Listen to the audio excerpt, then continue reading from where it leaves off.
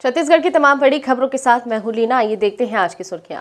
देश में बढ़ रहा है कोरोना का खतरा। एक दिन में 1 लाख मरीज मिले। छत्तीसगढ़ में भी हालात हो रहे भयावह। कांग्रेस के नीरज पाल भिलाई नगर निगम के बने महापौर। नाराज कांग्रेस महिला पार्षद ने किया इस्तीफे का ऐलान। और पंजाब में पीएम की सुरक्षा में चूक को लेकर सीएम बघेल ने दिया बड़ा बयान। पीएम सुरक्षा एजेंसियों को बताया जिम्मेदार। अब देखते हैं खबर विस्तार से। देश में एक बार फिर से कोरोना वायरस के नए मरीजों की संख्या 1 लाख के पार पहुंच गई है। पिछले 24 घंटे में भारत में कोरोना वायरस के मामले 28.8% बढ़ गए हैं। इसी तरह छत्तीसगढ़ में भी कोरोना का संक्रमण लगातार बढ़ता जा रहा है। यहाँ रायपुर शहर हॉटस्पॉट बन गया है। देश में बढ़ रहा है कोरोना का खतरा। एक दिन में 1 लाख मरीज मिले। छत्तीसगढ़ में भी हालात हो रहे हैं भयावह। आपको बता दें कि देश में ओमिक्रॉन वेरिएंट का भी प्रसार जारी है। इस बीच पिछले 24 घंटे में 1,17,100 नए मामले सामने आए हैं। छत्तीसगढ़ में कोरोना तेजी से पैर पसार रहा है और स्थिति भयावह होते जा रही है। छत्तीसगढ़ स्वास्थ्य विभाग द्वारा जारी मेडिकल बुलेटिन के अनुसार प्रदेश में कल 2,400 नए कोरोना पॉजिटिव मरीजों की पहचान हुई है। वहीं राज्य में कोरोना संक्रमित एक मरीज की मौत भी हुई है। कल प्रदेश में मरीजों के 48,832 सैंपलों की जांच हुई। इस दौरान 2,400 नए कोरोना मरीजों की पहचान की गई। रायपुर जिला हॉटस्पॉट बना हुआ है।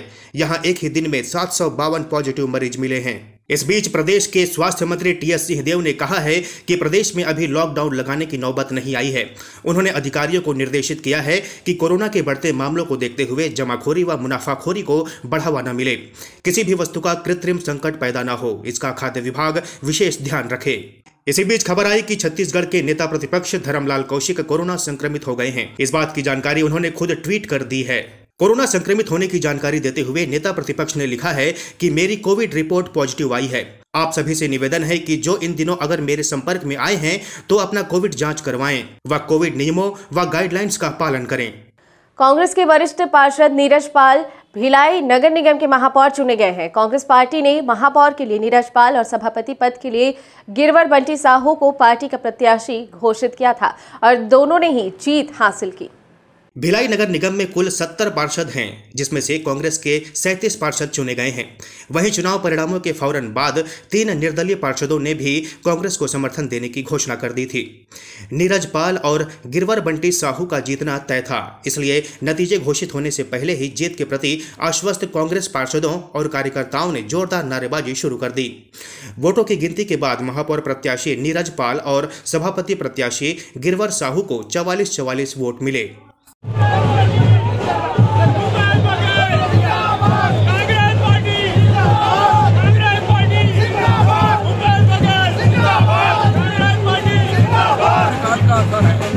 माननीय भूपेश बघेल जी के नेतृत्व में जो 3 सालों में सरकार ने काम किया है उसका परिणाम सामने आया है।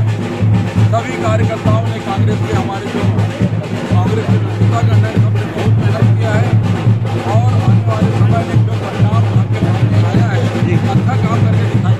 माननीय मुख्यमंत्री जी के जो पिछले विगत 3 वर्षों से जो प्रदेश को लेकर जो विकास को लेकर जो काम किए गए हैं और उन्हीं के आशीर्वाद और मार्गदर्शन में विधायक देवेंद्र यादव जी पूर्व महापौर परिषद और कांग्रेस के कामों को भिलाई की जनता ने पसंद किया है, स्वीकार किया है और इस जीत के ऊपर मोहर लगा। इधर चुनाव प्रक्रिया के दौरान महापौर या सभापति में से किसी भी पद के लिए पार्टी द्वारा उम्मीदवार नहीं बनाए जाने से वरिष्ठ कांग्रेस पार्षद सुभद्रा सिंह नाराज हो गईं।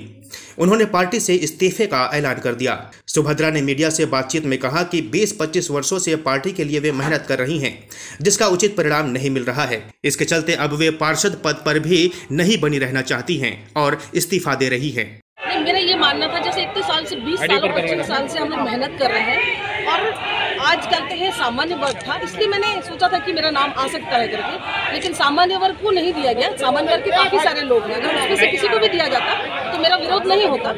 पार्टी से मैं यही बोल रही थी कि मेरा इस्तीफा स्वीकार कर लीजिए। महामंत्री जी से बोली मैं कि मैं पार्षद भी नहीं रहना चाहती हूँ, आप मेरा इस्तीफा ले लीजिए। पंजाब में हुए प्रधानमंत्री की सुरक्षा के चूक को लेकर छत्तीसगढ़ मुख्यमंत्री भूपेश बघेल ने कहा है कि भारतीय जनता पार्टी की ये सोची समझी साजिश है। प्रधानमंत्री नरेंद्र मोदी और बीजेपी की लोकप्रियता कम हो रही है, इसलिए बीजेपी इस तरीके से कृत्य कर रहा है। प्रधानमंत्री नरेंद्र मोदी की पंजाब के फिरोजपुर में सभा होनी थी। पीएम मोदी दिल्ली से बठिंडा एयरपोर्ट पहुंचे, जहां खराब मौसम होने के कारण वहां से बाईपास रोड फिरोजपुर के लिए निकल गए, लेकिन रास्ते में प्रदर्शनकारियों के द्वारा प्रधानमंत्री नरेंद्र मोदी के काफिले को रोक दिया गया, जिसके बाद प्रधानमंत्री नरेंद्र मोदी को रुकना पड़ा था। इस मुद्दे को लेकर अब प्रदेश सहित देश में राजनीति सरगर्म हो गई है। दोनों पार्टियां एक दूसरे पर आरोप लगा रही हैं। छत्तीसगढ़ के मुख्यमंत्री भूपेश बघेल ने पत्रकारों से चर्चा करते हुए इस घटना का जिम्मेदार पीएम मोदी की सुरक्षा में लगे तमाम एजेंसियों को बताया है। उन्होंने कहा कि यह घटना बीजेपी की सोची समझी साजिश है। बीजेपी की लोकप्रियता कम होती नजर आ रही है, जिसे लेकर इस तरह की घटनाएं भारतीय जनता पार्टी कर रही हैं। ये आपके आईबी के फेल्योर नहीं है? आपके आईबी, सीबीआई, आपके पास तो सुरक्षा के बहुत सारे एजेंसी हैं। वो क्या कर रहे थे? आपने उस पर क्या कार्रवाई की? और प्रधानमंत्री किस प्रकार से कार्यक्रम कैसे बना दिया आपने? जब मौसम खराब है तो प्रधानमंत्री की जान को आप जोखिम में डाल देंगे। आप कैंसिल भी कर सकते थे। ऐसी कौन सी आफत आ पड़ी थी कि कार्यक्रम होना ही जरूरी था? भारतीय जनता पार्टी के प्रदेश प्रवक्ता और पूर्व मंत्री राजेश मूणत ने पंजाब में हुई प्रधानमंत्री की सुरक्षा में चूक को लेकर कांग्रेस सरकार पर हमला बोला है। मूणत ने कहा है कि जिस प्रदेश में प्रधानमंत्री जाते हैं, वहां के मुख्यमंत्री सहित आला अधिकारी को प्रोटोकॉल का पालन कराने की जिम्मेदारी होती है। पूर्व मंत्री मूणत ने मीडिया से चर्चा करते हुए कहा कि जो कुछ पंजाब में प्रधानमंत्री नरेंद्र मोदी के काफिले के साथ हुआ है, उसके लिए पंजाब सरकार की लापरवाही जिम्मेदार है। उन्होंने कहा कि प्रधानमंत्री से संबंधित सभी जानकारी राज्य सरकार को दे दी गई थी। इसके बावजूद ऐसी परिस्थितियों का निर्माण हुआ, इसमें कहीं न कहीं राज्य सरकार का हाथ है। कल पंजाब में बठिंडा में जिस प्रकार से प्रधानमंत्री की सुरक्षा को लेकर के पंजाब की सरकार की जो चूक हुई है, और जिस प्रकार से जिस गंभीरता के साथ में पंजाब में कांग्रेस पार्टी की सरकार को ध्यान रखना था, प्रोटोकॉल के नियमों में प्रधानमंत्री जी जब आते हैं तो सामान्यतः मुख्यमंत्री से लेकर डीजीपी और चीफ सेक्रेटरी तक लोग रह करके वहाँ पर उनकी अगवानी करते हैं। लेकिन दुर्भाग्य के साथ मैं कह रहा हूँ कि ना वहाँ डीजीपी था, ना वहाँ का चीफ सेक्रेटरी था। और जिस प्रकार से प्रधानमंत्री ने लोकल शासन प्रशासन से चर्चा करने के उपरांत अपना कार्यक्रम तय किया, क्योंकि वहाँ का जिस स्पॉट पे जाने का था उस स्पॉट का बारिश हो रही थी, उसके कारण व्यवधान उत्पन्न हुआ। लोकल प्रशासन से सहमति होने के बाद में अपने कार्यक्रम स्थल जाने के लिए लोकल निकले। लेकिन जिस प्रकार प्रधानमंत्री के काफिले को रास्ते के अंदर कथाकथित लोगों ने रोक करके व्यवधान डालने का जो काम किया, उस सरकार की जो चूक हुई है, और सरकार ने जिस प्रकार से लाइन ऑर्डर कंट्रोल करने की रिस्पॉन्सिबिलिटी लोकल सरकार की रहती है, उसके बाद में भी वो सरकार वहाँ पर व्यवस्थित नहीं कर पाई। जिनको लाइन ऑर्डर ठीक करने की जिम्मेदारी थी, वो खुद आंदोलनकारी के साथ में मिलकर के चाय पानी नाश्ता करते हुए दिख रहे हैं। प्रधानमंत्री की सुरक्षा की जिम्मेदारी पूरे देश की, समाज की, सबकी है।